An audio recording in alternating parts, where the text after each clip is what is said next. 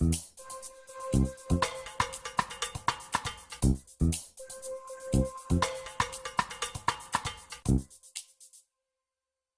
Brad Smith, and welcome to Unit 4, Service Supply Chains. I'm sure the majority of you probably work for organisations that supply a service and not a product. Increasingly, this is the way that economies are going. It's important, though, to realise that even service organisations have a supply chain. At one level, this might be the supply of those ancillary products that are necessary to deliver the service.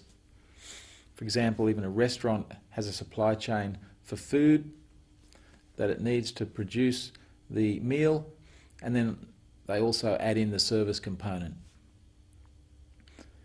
Other organisations that are much more service-based still have a supply chain for the people that are required to deliver the service.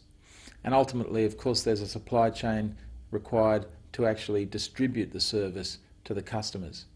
This might be a retail outlet or increasingly a virtual online delivery. But nevertheless, it's still a supply chain. So what we're going to do in this unit is look at some specific aspects of the service supply chain. One of the differentiating factors of a service as opposed to a product is that you generally can't store a service. Manufacturing companies can build up inventory if they expect a high level of demand for their product. But service organisations can't build up an inventory. The service is delivered at exactly the same time that the customer uses it.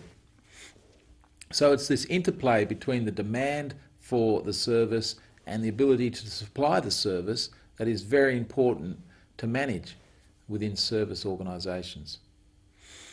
Inability to manage this interplay will result in either a lack of supply for the service and therefore lost business, or long queues as customers wait for the delivery of the service.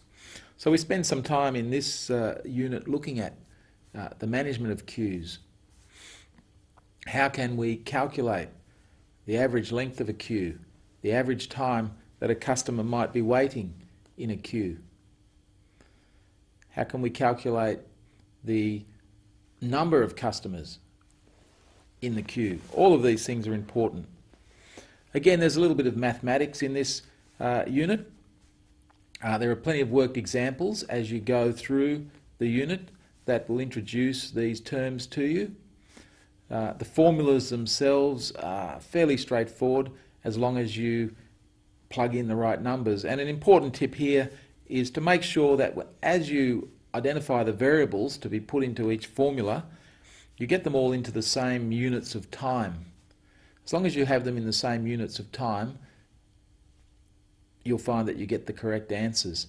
So it won't matter if your units are customers per hour or customers per minute or customers per second. As long as you are consistent in those units throughout, you'll find that you ultimately get the same answers. The other thing to remember as we use these formulas to calculate things like the length of a queue or the amount of time that a customer spends in a queue, the important thing to remember is that all of these formulas are what's called static calculations. That means that they give us an overall average value for the length of a queue or the time that a customer may spend. But these queues are not static. They're constantly changing. They're a dynamic system where arrival rates are changing, service rates are changing, and as these systems change, the length of the queue will increase, decrease.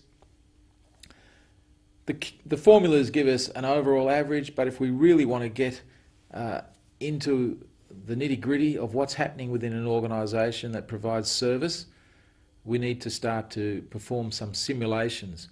And this is becoming increasingly available now on PC software. We'll look at the end of this unit at one simple program that's available where the dynamic nature of the queue can be studied. And you'll see that whilst the overall result is the same as the average result that we get from the formulas, within the time span that we analyse the queue, it can fluctuate tremendously. So again, a little bit of maths in this unit. Let me know if you're having any difficulty with it. A couple of things I'll also highlight to you this week. Typically at the end of week 4, we provide some feedback to you on your participation in the classroom. Now at this stage, this feedback is really purely for your information and to give you an idea of how, as an instructor, I think you're going in the class. So you'll be hearing from me via email to let you know that. And secondly, your assignment will be due either next week or the week after. So you should be starting to think about that and getting ready to prepare that. Certainly there will be one question in the assignment on this topic of service supply chains. So buckle down and make sure that you understand this unit fully before you tackle the assignment question.